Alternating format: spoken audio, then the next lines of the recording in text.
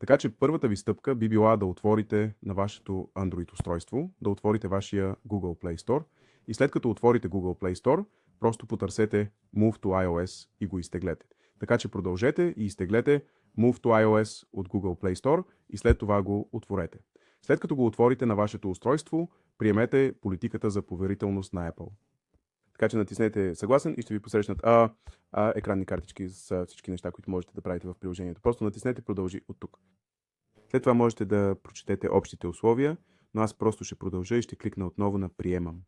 И след това за изпращане на данни за приложението, просто кликнете то да се изпраща автоматично и след това за разрешение за местоположение на приложението, кликнете на продължи и му дайте нужните разрешения. След като сте го направили, върнете се назад, кликнете на продължи. И сега, моля, свържете устройството си чрез кабел.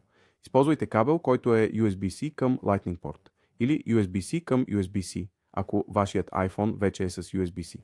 След това натиснете продължи от тук и продължете да въведете кода. Ще получите код на вашето iOS устройство. Просто продължете оттам, въведете кода тук и свържете вашето устройство към iPhone. След това ще можете да споделяте неща като контакти, съобщения, снимки и видеоклипове, както и данни от Google акаунт, докато държите и двата телефона близо и свързани чрез Wi-Fi. Сега, друга стъпка, която да пробвате, ако не искате приложението, е прехвърляне чрез Google акаунт. На вашето Android устройство просто синхронизирайте данните със своя Google профил.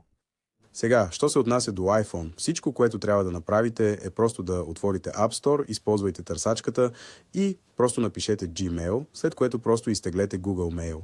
По този начин ще можете да синхронизирате данните си от вашето Android устройство към вашия iOS.